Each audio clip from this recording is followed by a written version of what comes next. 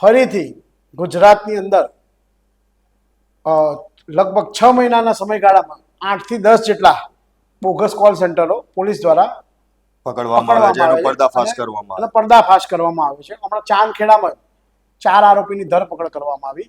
એની અંદર modus operandi એવી હતી કે પહેલા અમેરિકાના નાગરિકોને લૂંટવામાં આવતા હતા, પણ હવે કેનેડિયન નાગરિકોને લૂંટવામાં આવતા હતા. અલગ અલગ બાને ભાઈ લોનના નામે તમે ટેક્સ નથી ભર્યો એવી ઓળખ આપીને તેમને બ્લેકમેલિંગ કરવામાં આવતા હતા. અને એનું કનેક્શન છે અમદાવાદ તો છે જ, અમદાવાદ સિવાય પણ બહાર ગુજરાત, ચંડીગઢ ને ચાઇનીઝ ગેંગનું પણ કનેક્શન ખુલ્યું હતું. એટલે ફરી એકવાર એવું લાગી રહ્યું છે કે કોલ સેન્ટર જે છે એનું હબ ગુજરાતના કોલ સેન્ટર એવું બની રહ્યા છે. અમદાવાદ નહીં, ગુજરાતના કોલ સેન્ટર એવું હબ તો ચંડીગઢ બની ગયું છે.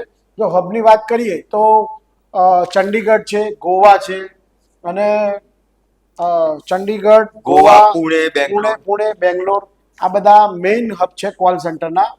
જો કે કોલ સેન્ટરોની જગ્યા બદલે પણ કોલ સેન્ટર ચલાવનારા જે લોકો હતા, જે બોગસ કોલ સેન્ટરો, એ મૂળ અમદાવાદના જ સૌથી વધારે છે. અને એનું કેન્દ્ર બિંદુ આખા દેશમાં ક્યાંય પણ કોલ સેન્ટર પકડાય ને એનો મુખ્ય આરોપી અમદાવાદ અથવા ગુજરાતનો જ હશે.